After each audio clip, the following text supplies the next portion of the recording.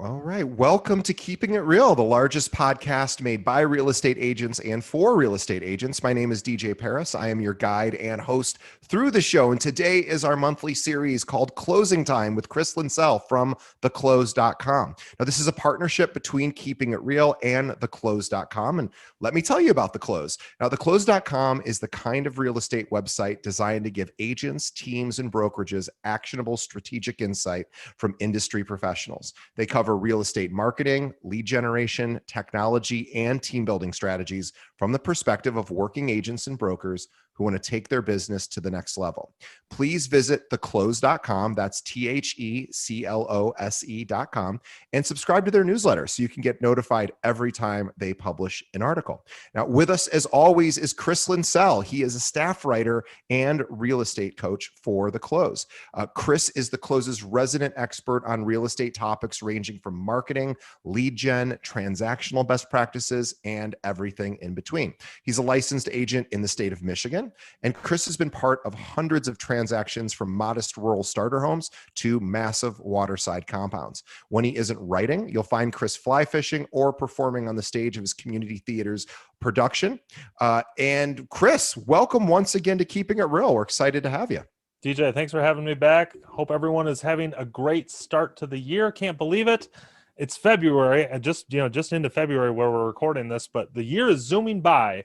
I'm excited for new opportunities here. Zooming by, and vaccinations are rolling out, and Yeah. it is a very exciting time. And we hope that everyone stays healthy and happy. We are in the final stretch of at least this level of fear that we're living, and I'm hoping by summertime we're all being able to move about more freely and without as much worry. 100%. But right now, there's a lot going on in real estate as well. It's that time of the year where things tend to slow down. And I was asking Chris about his local market, and I was saying, isn't it great that we have all these buyers who now can afford bigger and better homes because the pandemic might have pushed them to expand the size of where they live, and rates have made it possible to buy more. And Chris said, yes, that's true. However, inventory, it goes so quickly in your local area. Same here in Chicago. It's just incredible how quickly things get snapped up. Yeah, it really is. And there is a fine balance, and don't let anybody hear me complaining about a really active market. I think a really active market is great for real estate. We want buyers and sellers to be exchanging listings very quickly. That means that there is activity and interest on both sides of the transaction, which is good. This is the push towards a really healthy, balanced market. But I was telling DJ earlier, we've got listings in my local market that are going multiple offers within 24 hours, sometimes 10 or even 15% above the asking price, which might indicate a bit of an unhealthy balance, but a little too early to say for sure at this point. So I'm telling real estate agents, right now, you should be continuing to prep for one of the biggest sellers markets you've ever seen and probably ever will see in 2021. There are definitely some strategies you can use on that. So let's capitalize on great demand, and hopefully we can pull some more sellers into the game here. Yeah, it's a great opportunity to reach out to everyone who owns a home and just ask them about what their plans are over the next 12, 24, 36 months to see if maybe they are also in the process of thinking about moving either to a lot of people are moving due to schools. Different school districts might be right now, of course, there's still, at least here in Chicago, a massive problem with public schooling. I don't know if that exists elsewhere as well, but here in Chicago, it's kind of made national news.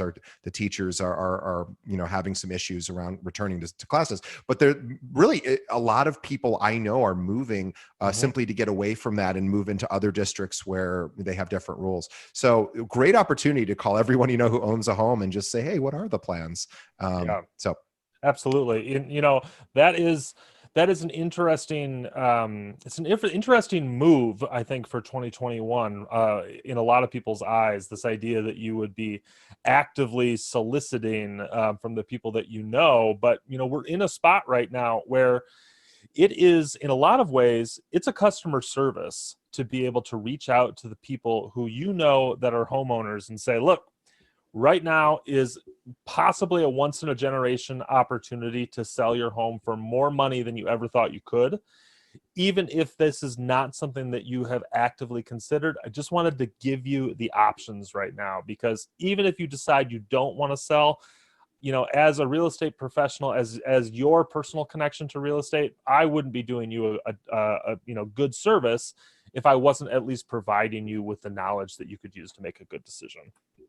And that script, right, in and of itself, I know Chris just said it off the top of his head, but it was very good. So for anyone that is looking for, exactly how to say it, what to say, Chris just said it so eloquently and almost perfectly. So rewind and write that down, because it's a perfect excuse to pick up the phone and not sound salesy, but to say, hey, I was thinking about you, and I just want you to know what's going on in the market and wanted to find out what your thoughts are and your plans. So thanks, Chris. That was awesome. That was an unexpected tip, because what we're really going to talk about today is sphere of influence. Chris was mentioning that on the Close Pro, which actually, before we get into it, we should mention what the Close Pro is. Chris, do you mind sharing that? Yeah, not at all. So if you've visited the Close, so glad to have you. www.theclose.com. It's super easy to find us. Go check it out. We've got so much free stuff on there. The vast majority of what we're doing there is totally free. We don't even, you don't need to even, put in your user information. Just come read some articles, get better at real estate. But if you want to take the next step at leveling up your business, we do offer the Close Pro. It's a paid membership that unlocks our resource library that has absolutely an incredible amount of scripts, of checklists, of long form strategy guides and downloads, everything that you could use or that you could possibly want, including cold calling scripts and email templates. I mean, just honestly, there's so much stuff, and we add stuff to there every single week. And you also get access to courses and some group coaching that we do every single week. And right now we're in the middle of a boot camp in our coaching area that we're really excited about. And for people who had not joined the Close Pro before, you could join right now. We've got all of the boot camp episodes we've already done. They're in the archive. You can go get caught up. Close Pro, it's $35 a month if you want to bill monthly. We now also offer an annual subscription that comes out to just $25 a month. So if you want to pay upfront, comes out to $25 a month, save a little bit of money. Tons of great opportunity there. And I'm live every single week and answering emails every single day on the Close Pro. So if you want direct access, we got you. Yeah, definitely head over to theclose.com, look for the Close Pro on there and check it out. It's an amazing system, or amazing service rather. And for $25 to $35 a month is a pretty reasonable bargain. We can all probably reach into our pocketbooks for that. It's not going to break the bank. And even if it helps you just sell one additional home or transact one additional unit this year, boy, it's an amazing return on investment. So everyone head over to theclose.com, check out the Close Pro. But Chris, tell us, you've been talking a lot about sphere of influence. And so Chris and I we had a conversation just before we started about this. We're both very passionate about it. So let's talk about it. Yeah. So I just want to challenge anyone who's listening to this to think about what you think your sphere of influence is. Think about, and let's break down those words. Sphere of influence. Who are the people that you influence with your actions? And I'm going to challenge some folks right now, because I bet you there's a bunch of people who are kind of mentally flipping through the Rolodex, and they're thinking about Zillow leads, and they're thinking about people that they met at the coffee shop who they just gave a business card to. Guys, I'm sorry. I'm just going to call it like it is here. That is not your sphere of influence. You have no influence over those people. They might have talked to you once or twice, and you might have their email address. But as far as influence goes, that isn't it. Your influence, your sphere of influence, are people who pass what I like to call the postcard test, which is if they get a postcard from you in the mail and it's got your face on it, that they would be able to identify who you are. If they get a real estate postcard in the mail and it's got your headshot right on the front, they say, oh yeah, that's Chris. Oh yeah, that's DJ. I know who that is.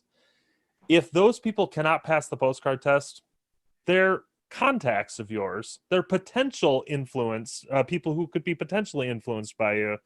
But these are not in your sphere. Your sphere, they got to pass the postcard test. Yeah, I like that. That's a really, really good idea. And that really even sort of begs the question, are you sending people who you consider to be in your sphere of influence some sort of regular messaging, whether it's a postcard, an email, a text message, a comment on a social media post that Mm-hmm. they created, a telephone call? Of course, there's a million ways to do that. But if you do communicate, and social media is a great example because very similar to the postcard test, because I know for me, when people friend me on Facebook, and I apologize for for saying this if anyone's listening and is going to not feel special at the moment. I just accept everybody because we do this show. There's a lot of listeners. People just friend me, and I appreciate that. And I just go, I don't know who they are Mm-hmm. necessarily, and in fact, or they might be a realtor in the local area here in Mm-hmm. Chicago. I oftentimes I might see one mutual friend or 10 mutual friends, but I still typically have never met that person. So if they commented on one of my posts, I would be appreciative of that, but I really wouldn't know them. And I would hope they wouldn't consider me to be in their sphere of influence. Yeah, yeah, absolutely. So let's think about our sphere and different. What I'm about to say here has certainly been talked about before, but I'm hoping I can frame it a little bit differently for folks. So let's talk about what your sphere is. In order to qualify to get inside the circle, these people have got to know you. They've got to recognize your face on that postcard. So that's the first level. Your sphere of influence, the outside of that sphere, is made up of people who know you. And it's going to take a certain amount of communication, of nurturing, of effort to maintain that relationship with the people who just know you.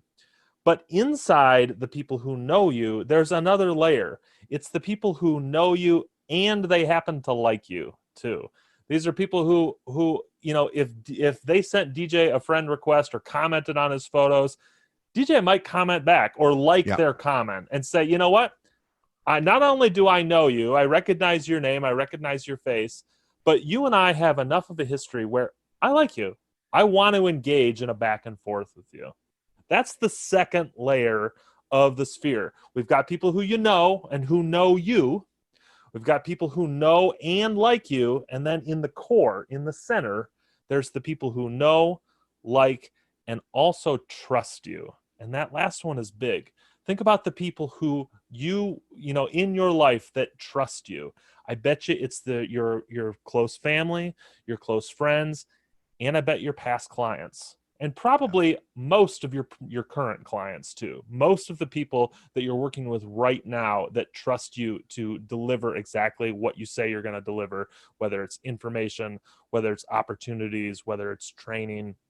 These are people who are on the inside of the circle. This is your sphere, guys. Your sphere are people who know you, know and like you, or know, like, and trust you. Yeah, it's such a good distinction. And so as we're defining our sphere, and by the way, if you haven't defined your sphere, what a great opportunity to do that. And we'll give you Mm-hmm. some suggestions today. But I just few minutes prior to jumping on this podcast with Chris, I am in the process of closing, and I needed the developer. It's a new development. Wanted me to do an inspection, and they're going to have people there from their side, and I wasn't totally sure how the process worked. I'd kind of forgotten from the last time I Mm-hmm. purchased, and so I had asked my boss, and I said, I'm going to want to bring my own inspector too, right? And he's like, definitely bring your own inspector too. So thankfully, and then I thought for a moment, I went, oh my gosh, I've got a list of inspectors that I can reach out to, but I don't really know them. I know their names. I don't like them because we haven't built a relationship. I don't dislike them. I just don't know them Yeah. all that well. And I certainly don't know if I can trust them. So Mm-hmm. I'm like, okay, well, I guess I could go to Google and look at the reviews, and that'll probably let me know who to trust. I said, but boy, I still just don't know how any of these people operate. And then I went, oh my gosh, I totally forgot. I have a friend who's been an inspector for 27 years, who's Mm-hmm. nearing retirement, and he's excellent. And he had escaped me for a moment. Mhm. And so I went, oh, thank God.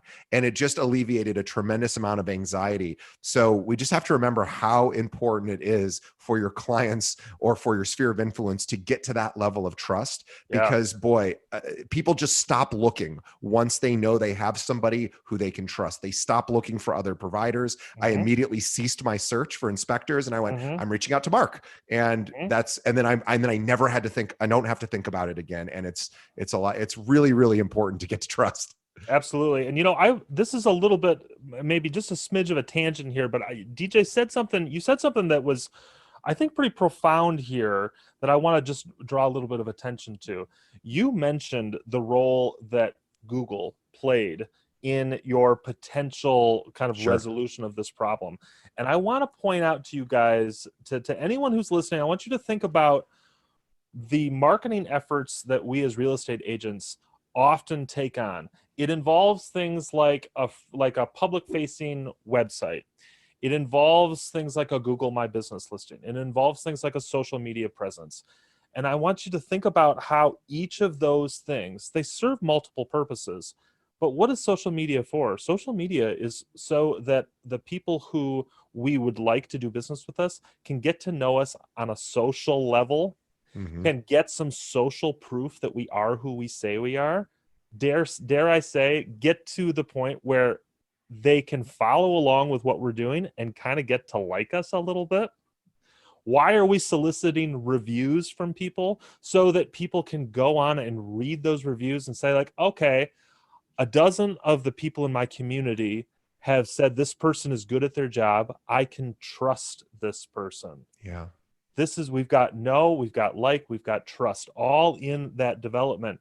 And this is why the sphere of influence is so powerful, because you've already got those things. You don't have to convince someone that they know you, that they like you, and that they trust you. Your sphere of influence, you've got those advantages built in already. And that's why identifying and nurturing that sphere is such an important thing for a real estate professional. So would you recommend, pulling up your CRM or your contact list and assigning each contact in there, know, like, trust sort of designation? Absolutely. In my particular CRM, I have um, I have little tags. You can tag your contacts.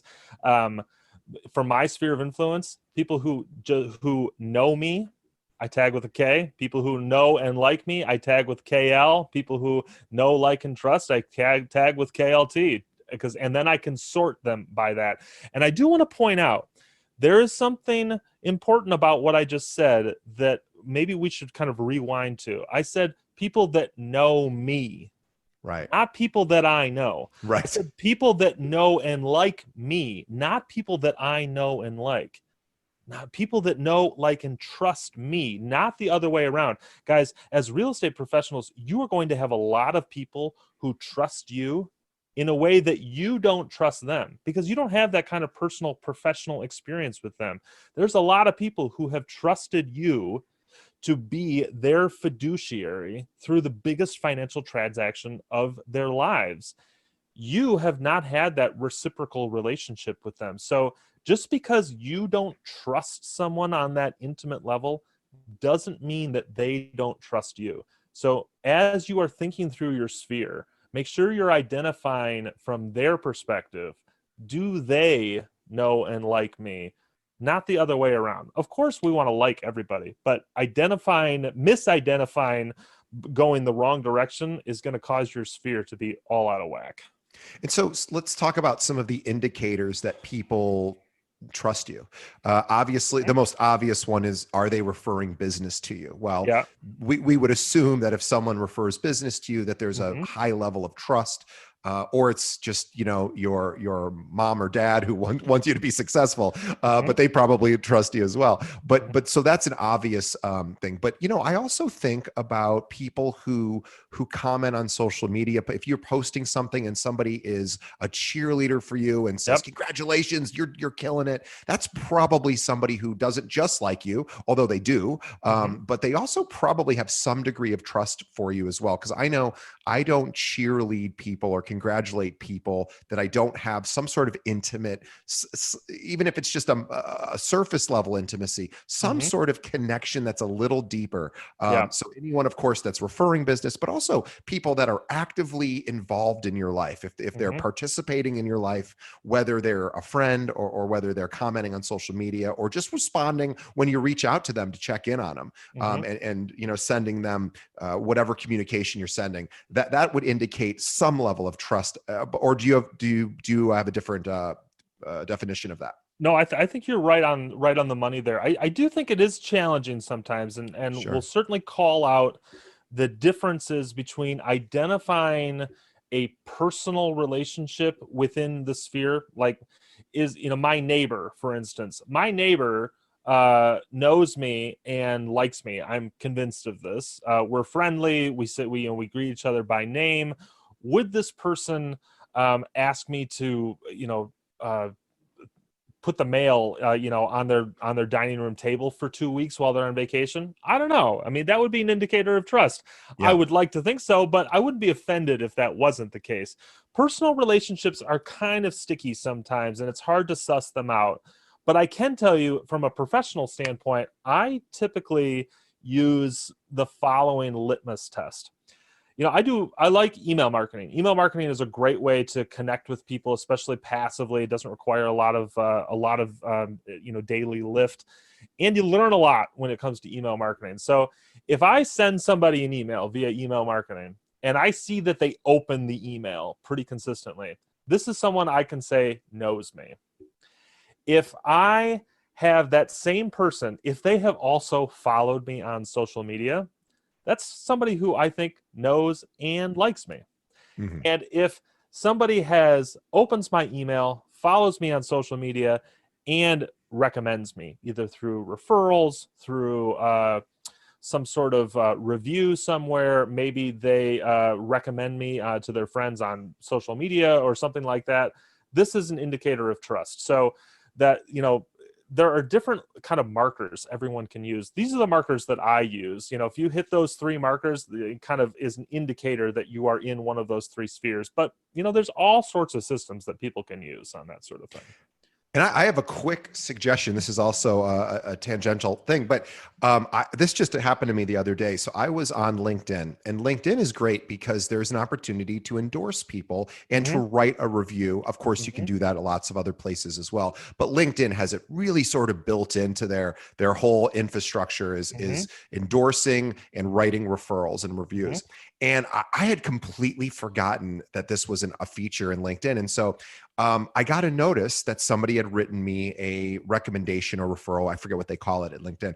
And I went, maybe it's a new thing. I just really wasn't paying attention to LinkedIn for a long time.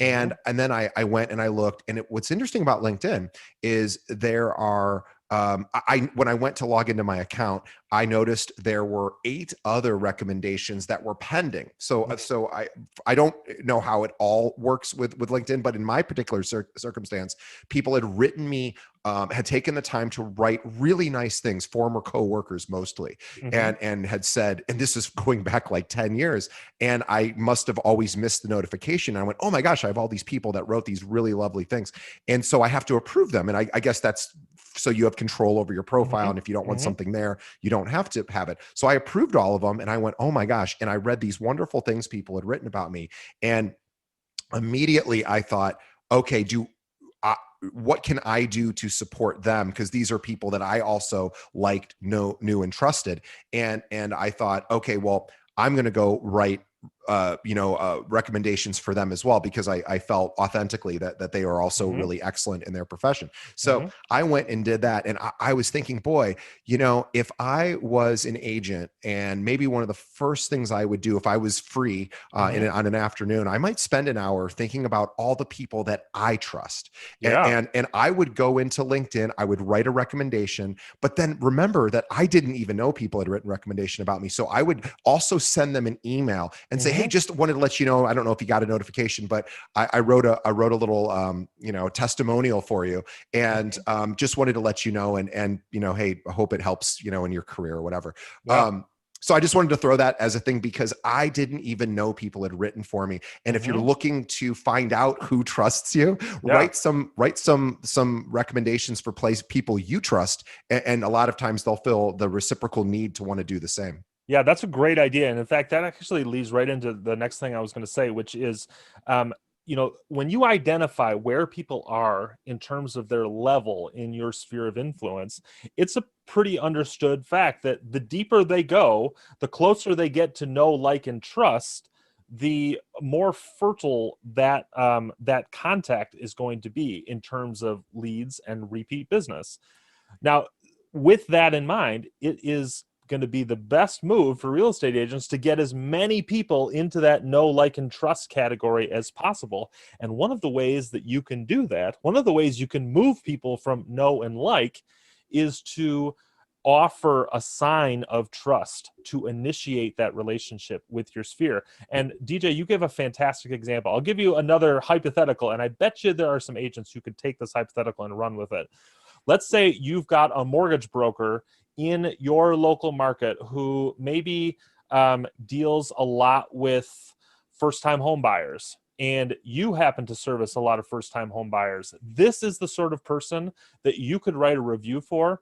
Reach out to them and say, you do really great work. I just wanted to let you know I appreciate the work that you're doing. I know you're doing quality stuff. I'm going to be sending you business from my sphere, because if people are looking for this service, I want them to work with you. That just demonstration of trust going one way is going to automatically create the need for the recipient of that trust to evaluate, do they trust you? And if they do, they're going to turn around on that. They're going to want you to know the same. And so you have these kind of these elements of grease to kind of grease that relationship a little bit, and kind of keep people moving towards the center of that know, like, and trust circle, which is a pretty powerful movement. You get that center packed full of contacts, all of a sudden you've got a pretty active referral business. Yeah, and Chris is really talking about a pretty well-respected and acknowledged sort of social psychology phenomenon Hmm. called the law of reciprocity, right? Hmm. So Yeah. if we demonstrate, a certain level of giving to someone else, in this case, hey, Mr. and Mrs. Mortgage Broker, I've heard you're amazing.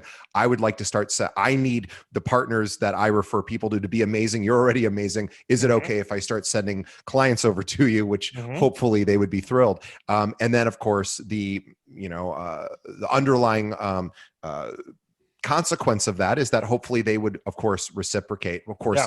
they may or may not, and you'll evaluate that relationship over time. Hmm. But it is something that, going first Hmm. is really, really important. Always go first. So, Yep. if you go to and this is really important. Chris just said something very big, which of course we all know, but it's worth repeating because it's so obvious. It's I would call it the elusive obvious, which basically is, Chris said, the closer somebody is to that center of your sphere where they know, like, and trust you, the higher percentage probability that they're going to utilize you for a real estate transaction. And that's true. And then you think, okay, well, how do I deepen those relationships? Well, going first is really important. And, like, for example, think of I don't know how many people are using as many dry cleaners as they were pre-COVID, but Hmm. any service professionals in your life, whether it's a dry cleaner, a local restaurant, anything that you're utilizing that you're a big fan of. And restaurants are such a good example because we all have favorite restaurants, and we Hmm. also have restaurants that we're not as passionate about. And Hmm. right now, if you're getting, right now restaurants are struggling, and so this would be an easy way to reach out to them and say, Hmm. and post a really nice review on Google or Yelp or Facebook or wherever, and then Hmm. maybe even reach out directly to the restaurant and say, hey, I'm sure this is a difficult time for you. I wanted to let you know I'm such a fan. I went ahead and wrote a review for you, and that's all you really have to say. And Yeah.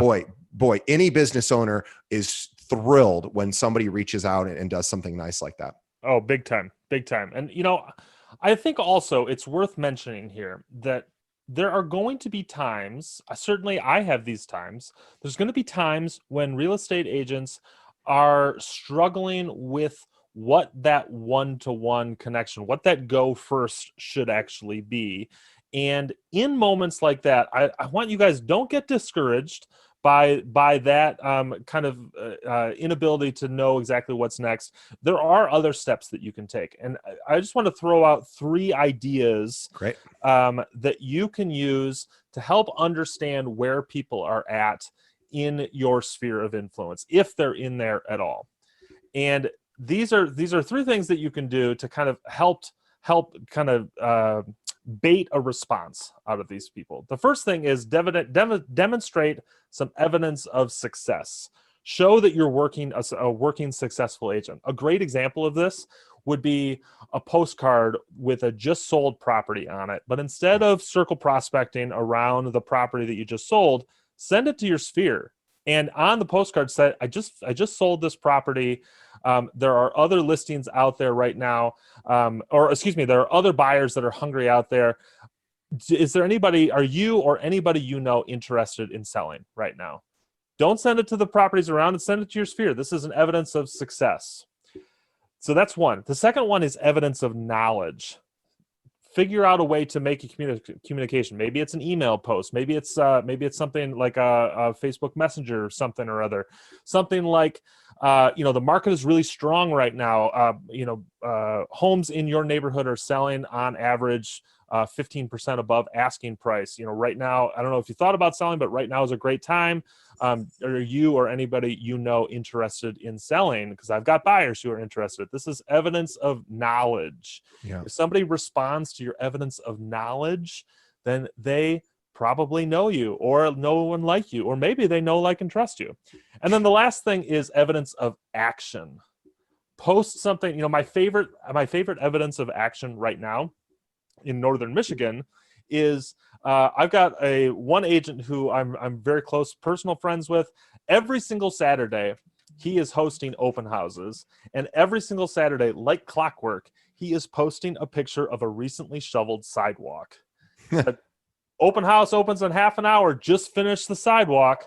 It is predictable. It's adorable, and people react to it every single time. This is evidence that you are active in the market. If you provide some evidence of success, evidence of knowledge, and evidence of action, where your sphere can respond to it, you get a quick idea of where people are at in that process. Yeah, boy.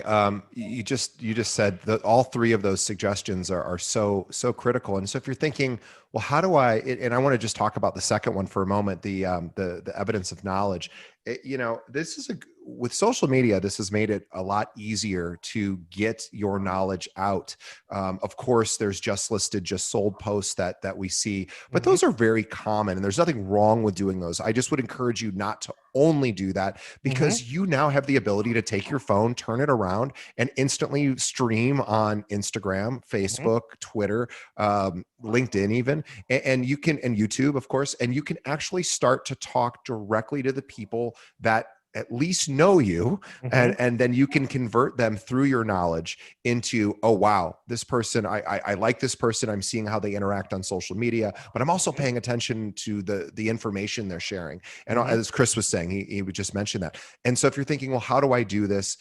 Well, of course, there's lots of direct ways to do it, but there's indirect ways, and social media is a great way. And if you're like not super comfortable getting in front of a camera, then start to make that a goal to maybe create a series. Maybe it's a little video series where you talk to first-time home buyers on social media, or you talk about the home buying process. You talk about all the steps it takes to close, or how to transition, from renting to buying. I guess we already said first-time home buyer, but there's lots of opportunities there to become, a knowledge source, but you have to earn it. That's something you really have to earn, and you have to demonstrate it, and you have to demonstrate it a number of times in most cases. So if you're just sending out, one postcard to your sphere to, explain to them that you have had success, or that you're doing one video on social media, you really have to commit to a structure, because branding 101 says, the average person needs to see something many dozens of times really before they end up taking action. So you have to create a structure. If it's emails, create content in those emails that's actually useful to the people you're sending those emails to.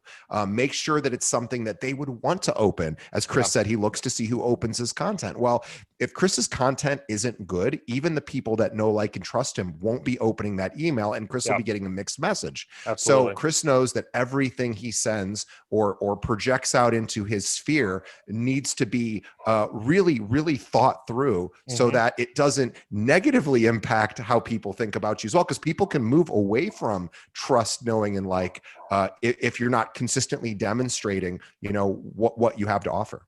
Yeah, absolutely. And that brings up kind of the last point for me, which is when you identify that somebody is in your sphere of influence, don't think that your job is done, because like you said, it's easy. It's easy to drop out of that sphere of influence if you're not properly managing those relationships. And I just encourage people to think about your own personal relationships.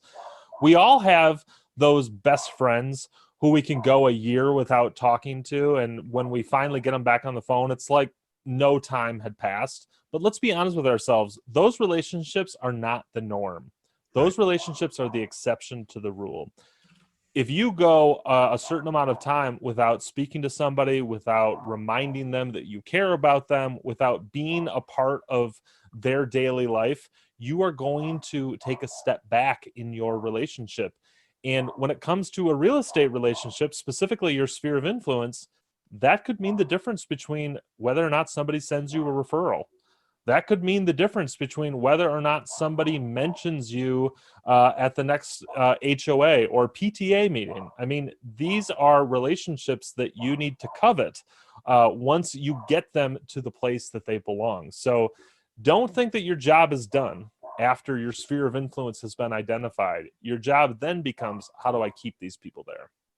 And I would like, I'm going to ask Chris, I'm going to ask you a question that there's not a specific answer, but I'm just curious to get your thoughts on, we've identified, if you've taken action or considering taking action with some of the steps that Chris has mentioned, the first step is to, of course, identify and categorize the people in your contact list. And do they know me? Do they like me? Do they trust me? And making sure you have those categorizations. What I'm curious on, and you're a practicing realtor, so you will have better data than me. And this might even just be your own anecdotal sort of thoughts, but for somebody that just knows you, who doesn't yet like or trust you, doesn't mean they dislike you or distrust you. They just don't know you well enough. They just know your name.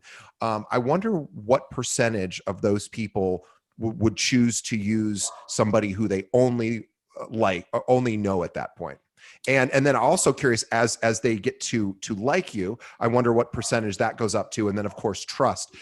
I imagine it's such a significant percentage to go from no like to trust, that by the time you get to trust, you're reasonably confident that anytime they need, unless of course their brother is also a real estate agent, which of course that happens too. But assuming they don't already have a real estate agent that they are going to, I wonder what the percentages are. Just curious if you have any general thoughts about what that looks like. Yeah, I don't have a specific percentage in mind, but I can tell you this, that the stats tell us that somewhere somewhere north of 70% of buyers end up working with the first real estate agent that they come in contact with. Yeah. And with that being said, it tells me that if I can know somebody, if I can make that initial know and get into their circle of the people that they know, and maintain that relationship, I'm going to pick up a decent amount of business just from that. But in my personal experience, when I can get somebody into the center, into the know, like, and trust area, it's a virtual lock. When that person has real estate business, I'm there. And the reason why this is, in my experience, in my personal journey professionally, is think about, DJ and I were talking about accountants a little bit earlier before we hopped on the air here. DJ said, I called my accountant. We have a set of professionals in our lives. We have our lawyer, we have our doctor, we have our accountant, we have our therapist, we have our whatever, fill in the blank, that last one. That should also be real estate agent. I have my real estate agent. You get to the level when you get somebody in that know, like, and trust circle, you have you are their real estate agent. And in the same way that when they have a sore throat, they're going to go see their doctor, not just some random doctor they pull out of the phone book. Once you get them in the circle, they're making an appointment with you, not with some rando, because you are their person.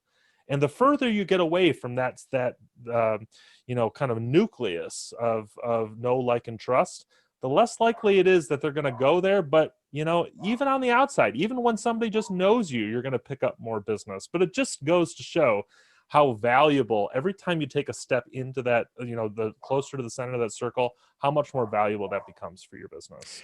Yeah, so well said. And just remember, you have to earn every every rung of that sphere of influence. Yeah. So if you expect somebody to move from no to like, you better think about, what do I need to start doing over time to demonstrate that, number one, I like this person and I'm taking steps to get to know them better. And also, what is it the way that they would like me to do that? And it's not just, they say the golden rule is do unto others as they would do unto you. The platinum rule is do unto others as they would prefer you do unto them. So always thinking about what can I do to deepen that relationship, and what type of personality style is this person, so that I'm not overstepping a boundary. But what can I do? And if you're just sitting around waiting, it's unlikely to shift much. You really have to go first and demonstrate, I care about you. And if you can demonstrate care and concern, boy, that is a fast track to trust, I think. I totally agree. We respond as people. Remember, like, our business is not houses. Our business is not numbers. Our business is not markets. Our business is people. And so if you can connect with your buyers and sellers on a personal level, that's where know, like, and trust come. I mean, I know that I can afford a house. I like the fact that my mortgage banker shook my hand when I went to his office, or elbow bumped me, or when I went to his office. Now I trust my mortgage banker because he texted me at 8 o'clock at night and said, how you doing? I know this is a stressful process. I'm at home. I was just thinking about you. I know you had a tough day today. Everything all right? That's trust, and real estate agents, we have even more of that opportunity because we're literally putting people in their living room here. Yeah. Boy, what a great place to wrap up. So guys, for everyone listening, by the way, we would love to hear, Chris is knowledgeable on so many different topics. We would love to hear what you would like us to discuss in future monthly episodes with The Close. So reach out to us. You can find us on our website, which is keepingitrealpod.com. We have a contact form there. Of course, if you want to stream all of Chris's episodes, scroll to the bottom of the homepage and look for the closing time episodes. We have them categorized. You can play them right from the browser there, instead of having to search through your podcast app for these episodes. And also, please tell a friend. Think of one other agent that might be, in particular, maybe a newer agent that's just trying to get started, and they're in the, we're in the middle still of this pandemic, and hopefully it's ending soon, but they're probably struggling to get started. It's harder for them right now because we're not as easily able to move about. So send them a link to this episode. This will help them get started with their sphere of influence. And so find us on Facebook as well, facebook.com/keepingitrealpod. And also, everyone, please go visit theclose.com. The articles they write every week are incredible. They're not fluff pieces. These are really well-researched, detailed, long-form articles specifically designed to help you grow your business. And, oh, by the way, totally free. So it's the best resource we have found online for agents to just get consistent, great information about taking their business to the next level. So go to theclose.com. Also try the Close Pro. It's inexpensive, and you get a ton of additional support and community and knowledge. So check out the Close Pro right on their website. Chris, thanks so much for once again being on the show. We love having you, and we will see you everyone on the next episode.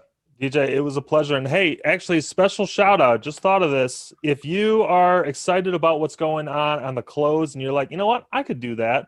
Right now, we are accepting applications for freelance writers. So if you like to write, if you know about real estate, if you think you can get in there and mix it up with me, come on over. We've got applications right on our website. We'd love for you to come chat with us about real estate and share your expertise as well. So if you're a freelancer, if you're a writer, if you've got real estate background, we'd love to hear what you have to say.